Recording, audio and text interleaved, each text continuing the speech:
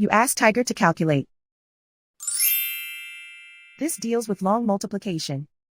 The final result is 5,688. Let's solve it step by step. Rewrite the numbers from top to bottom aligned to the right. Multiply the numbers using long multiplication method. 6 times 3 equals 18. Because the result is greater than 9, carry the 1 to the tens place.